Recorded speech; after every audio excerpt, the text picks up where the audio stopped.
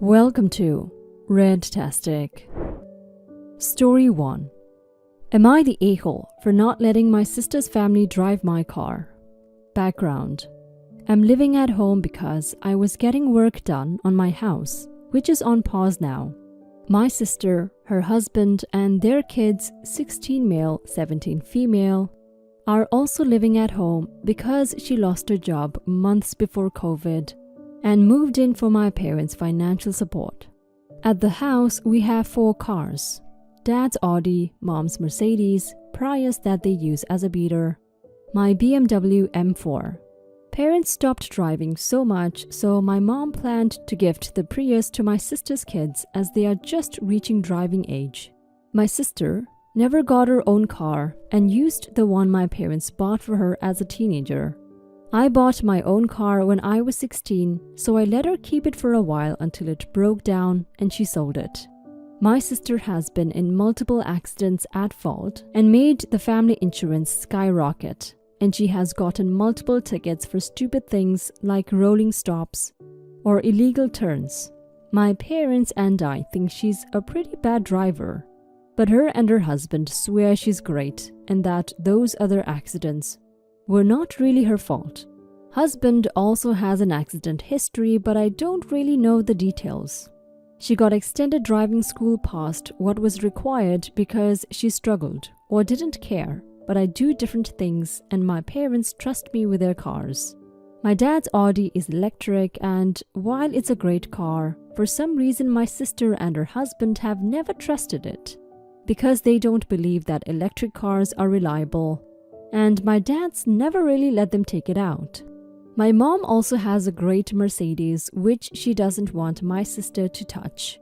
This leaves the Prius and my car. I'm a member at a local track, and my dad asked if he could take my car to the track, so I said sure and he left. But then my sister came up to me and told me she needed the car so that she could pick up some things from her kids' school at the end of the year. I shrugged it off and assumed she was talking about the Prius, or maybe Mom's car, and didn't think much of it. She later came in through the garage and yelled at me for not telling her that there wasn't a backup camera and that she could have hit the garage pillars backing up. I took my keys back and told her that she wasn't allowed to drive my car, and I thought she was taking the Prius. Her husband then came and said that he could drive, and I said no, he was also a bad driver, and then told them that no one was using the Prius so they could take that.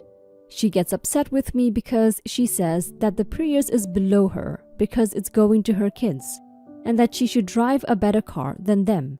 I then yelled at her that maybe if she wanted a better car, she should just buy one instead of bumming it at home. Maybe if she wasn't an idiot driver, then the others would be available for her to use. She fumed off, and I told my nephew, who I taught to drive, that he could take my M4 or the Prius and go get whatever he needed. I'm not sure which one he took, though I think it was my car.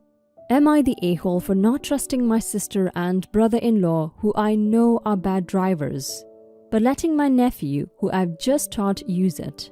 Edit. My sister has always been spoiled with really nice cars, so everyone she's driven has a backup camera. I guess she was just expecting it. Side note, all cars model year 2019 and later are required to have it now, I think. You're not the a-hole OP. It's completely understandable that you don't want to give your sister and her husband the keys to your very expensive car, especially knowing that they're both bad drivers. They also wouldn't be able to compensate for any damages if something went wrong because they don't have the money. Even if they did, your sister seems like the type to shirk responsibility and push it onto someone else, like your parents, leaving them to clean up her mess. Now for some comments. Not the a-hole. I don't let anyone drive my car. I get a discount on my insurance for being the only driver, and anyone who asks, I tell them that if they drive, it's uninsured. So no, it's not like they're asking to borrow a shovel. They want to take something worth 5 figures, and there's a very good chance that they will trash it and refuse to pay for it. Pointing that out to them isn't being rude or insulting, it's just stating facts. Not the a-hole. First off, thanks for the laugh. I never thought of a Prius as a beater. That gave me a giggle. The second laugh was when she said the Prius is below her. That one is going to stay with me for a bit. What is that saying? There are 3 things you never lend out: your car, your gun, and your wife or husband. While I agree with the gun and partner, the car is up to each individual. Even if they were both great drivers, it is yours to lend out or not. Not the a-hole. It's your car, not theirs, and you are under no obligation to let them or anyone else drive it, especially if they have shitty driving records. What would happen if they took your car and got into an accident? Do you honestly think they would help to cover the cost of your deductible and increased insurance premiums? I'm guessing that they wouldn't. Also, your sister said that the Prius is below her. She is in no position to be picky. Screw her and her husband. They both sound like overly entitled a-holes. Story 2. Would I be the a-hole if I tell my ex's new wife that her ring was actually mine that I bought? About 4 years ago, I almost got engaged to my ex, but he called it off 3 weeks before our engagement event. He had really big issues with diamonds, and I really wanted a diamond ring since I was young. I researched rings and diamonds and gold quality, etc. And because he couldn't put his views aside, he gave me the money and I got to buy whatever ring I wanted. I chose a simple solitaire ring, and I remember it well. I put in lots of effort to find a ring I really liked. Once he called off the engagement, I gave him the ring back. I know from speaking to him months after he had kept the ring and didn't know what to do with it. I have since moved on, gotten married, and have a child with someone else. Recently, through mutual friends on social media, I saw he got married. After feeding my curiosity, I looked through his new wife's profile and I saw my ring. My ex was cheap in our relationship, so I know it's the same ring. I'm two-minded about whether I should tell her or get someone else to tell her or just leave it. Jewelry is sentimental, and that's such a low move for him to give his new wife my ring. He didn't even put in the effort to buy it. I did. You would be the a-hole OP if you told your ex's fiancé that her ring used to be yours. First of all, the ring wasn't truly yours. Your ex paid for it. You just picked it out. After you two broke off the engagement, you gave it back, as you should have. What he does with it after that is entirely his business, not yours. Second, why? Why would you want to insert yourself into their lives like this? It honestly comes across as if you're trying to stir up drama for no reason. Jewelry is sentimental, but you mentioned that your ex didn't care much about it. He probably kept the ring because he had already bought it and figured it might come in handy in the future. And he was right. He's getting married and you're already married. Leave it alone and move on. Now for some comments. You would be the a-hole. It's a shitty move to reuse a wedding ring, but telling her would have no benefits for anyone. His new wife would feel bad, and she has done nothing to deserve that. Your husband could see this as a sign that you're still not over the situation because you want to be petty and therefore cause a rift in your relationship. Don't sabotage yourself. Stop looking at his profile, her profile, or anything related to them, and focus on your own marriage and happiness. You would be the a-hole. This would do absolutely nothing except stir shit up. It solves nothing. There is no problem here to be solved. There is no reason to tell her. There is also nothing inherently wrong with him using that ring to propose to another woman. It is not like he stole the ring from you. It's not like it was a family heirloom on your side that he said he lost. It was his money. You gave him the ring back. He was free to do with it what he wanted. You think you've moved on, but the fact that you're even considering telling his wife this, it really seems to suggest that you have not. You would be the a-hole. Ask yourself, what does this solve? Nothing. What do you gain from this? Nothing. What important lesson does this teach? Nothing. Why are you doing it? You are not warning his fiancé in any way that is relevant. You're doing it to spite him regardless of why you think you're doing it. You don't even know the girl or her views on jewelry. Frankly, you would be trying to drum up trouble and she might not even care. Do yourself a favor. If this sort of thing bothers you, remove him from your social media and your life. There is no reason to keep tabs. Story 3. I am in Ontario, Canada. Moved into the apartment at the start of January. Since then, I have been convinced that someone is stealing my underwear, bra, etc. Every floor has a pair of washer and dryer units, and since moving in, I have had almost a dozen different things just disappear from the wash or dryer.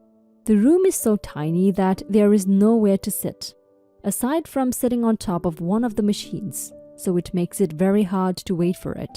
2 weeks ago, I went and bought a bunch of new things, and when I went to remove stuff from the washer, I noticed that several things I had just bought went missing. Armed with this and the fact that it was early Saturday morning, I went to our landlord, and she was able to tell me during the 35 minutes of washing. The only person who entered was my next-door neighbor's son. Now at this point I was furious and confronted the parents. The parents called me a liar and basically told me off. They absolutely refused to believe me. However, since confronting them, I have had nothing go missing since then. Today I put laundry on and started cleaning my unit. When I went to drop trash off, I checked the laundry and discovered our neighbor's son going to the dryer I was using. I again confronted the parents, and they immediately started screaming at me for harassing their son, and threatened to call the police on me for harassing their son, and threatened to sue me for slandering their son by implying he's a pervert. The question is, does this count as theft, and can I go to the police and file a complaint? I don't want my clothing back at this point. Update. Thank you to everyone pointing out I was an idiot and I should have called the police to make a report. Long story short, I went to the station, made a report, gave them all the details I had, along with showing them a copy of the security camera footage of both incidents that my landlord was kind enough to send to me. The police officer didn't really seem to care, from my impression, but he made a report. No one to my knowledge ever came out or anything. Anyways, today, the father and son came to my door today and he basically apologized for accusing me of lying and made his son apologize to me. Awkward. And gave me a bag consisting of my clothing. I told him I didn't particularly want that stuff again and was going to throw it out. Just the idea of keeping it made me disgusted. So the father kindly gave me the cash value for a rough estimate of the items, and then some. Then told me if stuff goes missing to come to him first. I'm satisfied, I guess. The entire situation seems extremely uncomfortable and awkward. Now for some comments. I'm no expert, but if it were an ongoing investigation, they would give you updates. In this case, I think they would only contact you again if they wanted you to testify in court. My best guess is that they contacted the family to scare the kid. It's a minor nuisance now. To them, I imagine it was more than that for you. But this behavior could turn into something worse down the line if the kid suffered no repercussions. Either the parents got a visit from the police or they found the OP's underwear in the house. There is no way they go from accusing OP of lying and harassing their precious son to, here's your stuff back, sorry for the misunderstanding, just because. Due to the timing of it, I would guess the parents got a call and went looking for the stuff. Good quick thinking on you, OP, for not waiting for stuff back. Gross. FYI, I've worked with youth sex offenders in a residential setting. We had 3 kids come through our program with this exact issue. It's a crime. It's a huge red flag for sexually predatory behavior. Based on their harsh reaction, I would wager the parents know he's got issues and are deep in denial. I would follow up with the police and ask to speak with someone who deals with sex crimes specially. If this kid doesn't get help and gets off easy with this, I would wager a large amount of money he is going to hurt someone.